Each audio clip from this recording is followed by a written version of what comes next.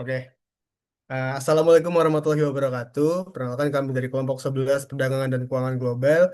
Di sini kami akan membahas terkait diskusi kelompok kami yang membahas pengaruh tax holiday terhadap foreign direct investment atau FDI. Nah, ini adalah komposisi dari tim kami. Yang pertama ada saya sendiri, Reynaldi Akmal, dengan RP terakhir 038. Saya Fredia Marsha, NRP akhir 042. Saya Giska Septendira, NRP akhir 057.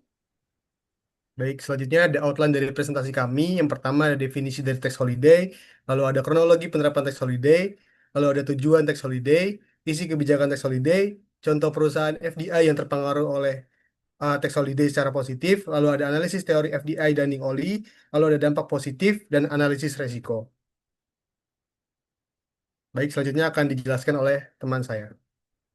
Jadi yang pertama kita bahas apa itu tax holiday. Jadi tax holiday adalah kebijakan pemerintah yang memberikan pembebasan atau pengurangan pajak bagi perusahaan dalam jangka waktu tertentu. Tujuannya adalah untuk menarik investasi besar di sektor-sektor strategis seperti energi, manufaktur, hingga infrastruktur. Misalnya, perusahaan ini dibebaskan dari kewajiban membayar pajak penghasilan badan selama 5-20 tahun tergantung nilai investasinya. Dengan intensif ini diharapkan perusahaan asing tertarik untuk membangun pabrik dan membuka lapangan kerja di Indonesia.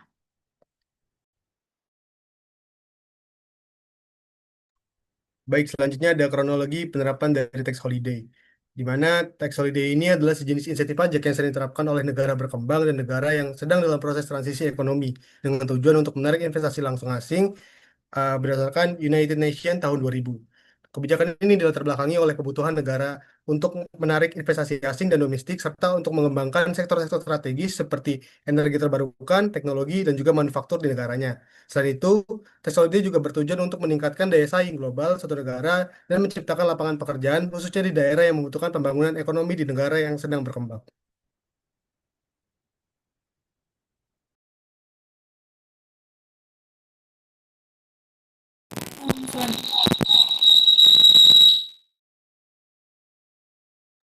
Selanjutnya masuk ke tujuan tax holiday. Jadi yang pertama tujuan tax holiday adalah menarik investasi asing.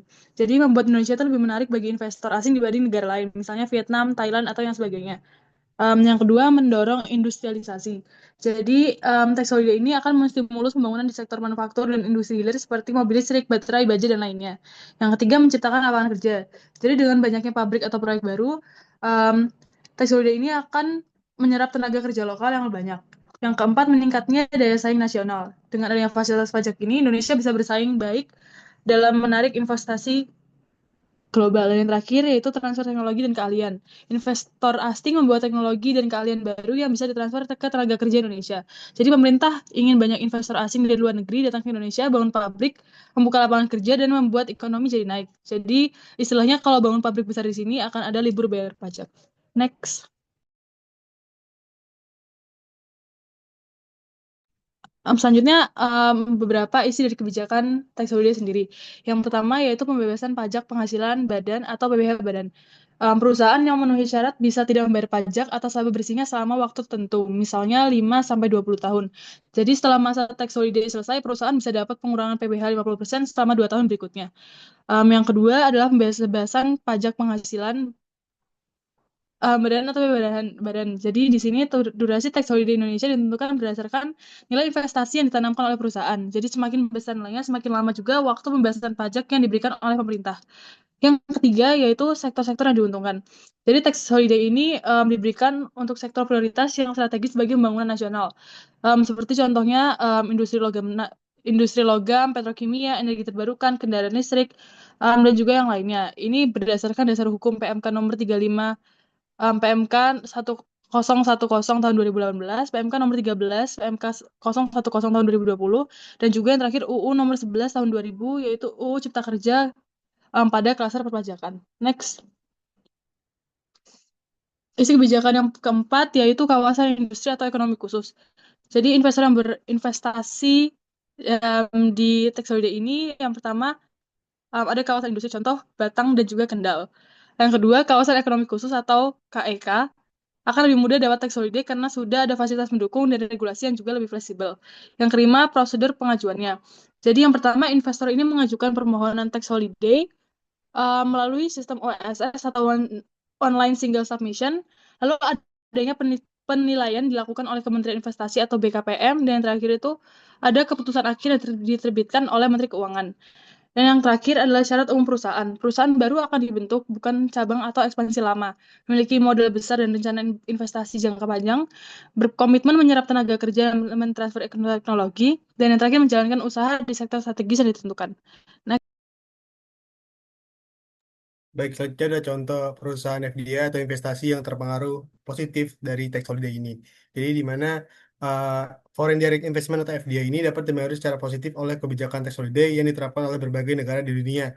Uh, di mana di sini contohnya ada yang pertama yaitu adalah perusahaan Samsung yang berasal dari Korea. Di sini Samsung ini melakukan FDI atau investasi di negara Vietnam, di mana Samsung telah berinvestasi besar di Vietnam untuk mendirikan pabrik dan fasilitas produksi yang mendapatkan manfaat dari kebijakan tax holiday ini.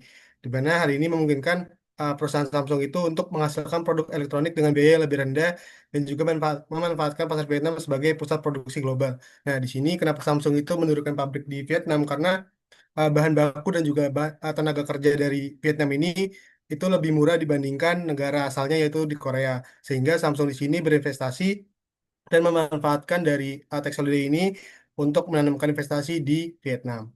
Lalu yang selanjutnya ada Wilmar International yang melakukan FDI di Indonesia dan juga Afrika, di mana Wilmar ini merupakan salah satu perusahaan terbesar di sektor agribisnis yang mendapatkan insentif pajak dalam bentuk tax holiday di Indonesia dan di beberapa negara di Afrika, di mana di Indonesia dan di mana kebijakan ini mendukung pengembangan perkebunan kelapa sawit dan pabrik pengolahan produk pertanian yang membantu perusahaan untuk meningkatkan volume ekspor dari produknya Wilmar itu sendiri. Seperti yang kita ketahui, di mana Indonesia ini juga merupakan salah satu penghasil kelapa sawit terbesar, sehingga Wilmar ini mengadakan investasi secara FDI di Indonesia dan juga di Afrika. Lalu selanjutnya ada perusahaan Enel Green Power yang melakukan FDI di Maroko, di mana Enel Green Power di sini memanfaatkan insentif pajak dari Maroko untuk mengembangkan proyek energi terbarukan mereka seperti pembangkit listrik tenaga angin dan juga tenaga surya, di mana tax holiday yang diberikan oleh pemerintah Maroko ini turut mendorong perusahaan untuk berinvestasi lebih banyak dalam sektor ini.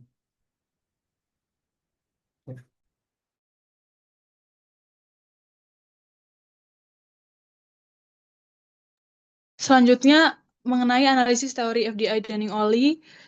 Jadi di sini ada 3 advantage, yaitu owner advantage, location advantage, dan juga internalization. Jadi yang pertama, yang owner advantage yaitu perusahaan asing memiliki keunggulan kompetitif seperti teknologi, merek yang kuat, dan juga manajemen efisien serta akses terhadap modal besar. Contohnya seperti Hyundai, LG, dan perusahaan global lain yang memiliki teknologi EV dan baterai yang canggih. Yang kedua yaitu location advantage. Jadi perusahaan memilih lokasi negara tertentu, misalnya Indonesia, karena biaya tenaga kerja yang murah, sumber daya alam yang melimpah, pasar yang cenderung besar, dan juga dukungan kebijakan seperti adanya tax holiday ini. Jadi tax holiday termasuk ke dalam location advantage karena mengurangi biaya pajak, yaitu fixed cost yang menjadi lebih ringan, memberi kepastian atau daya tarik iklim usaha, dan yang terakhir meningkatkan profitabilitas investasi di Indonesia. Dan yang terakhir yaitu internalization advantage. Jadi perusahaan lebih memilih membuka cabang langsung FDA daripada ekspor dari negara asal atau menjual lisensi ke perusahaan global. Karena dengan adanya FDA ini, perusahaan bisa menjaga kendali penuh, menghemat biaya ekspor, dan juga mengamankan proses produksi dan pasarnya sendiri. Contohnya daripada ekspor mobil dari Korea, Hyundai lebih untung membangun pabrik di Indonesia. Apalagi kalau misalkan ada bebas pajak 10-20 tahun. Next.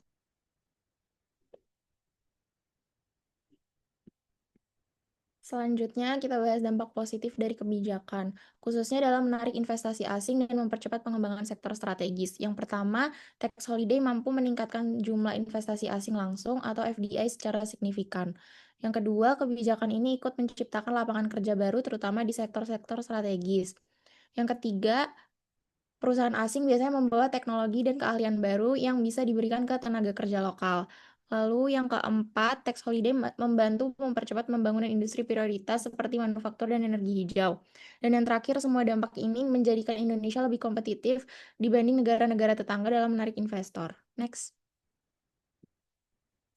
Meskipun banyaknya manfaat, tax holiday juga menyimpan sejumlah risiko yang perlu diwaspadai. Yang pertama adalah penurunan penerimaan pajak negara. Karena ada pembebasan pajak, negara kehilangan potensi pendapatan dan ini bisa berdampak pada anggaran untuk sektor penting seperti pendidikan dan kesehatan.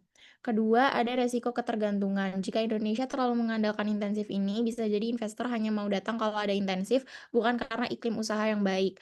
Dan yang ketiga adalah free rider effect, di mana ada perusahaan yang hanya mengejar intensif pajak tanpa komitmen untuk berinvestasi jangka panjang. Setelah masa tax holiday habis, mereka bisa saja langsung pergi tanpa kontribusi lanjutan. Baik, sekian presentasi dari kelompok kami. Kurang lebihnya mohon maaf. Wassalamualaikum warahmatullahi wabarakatuh.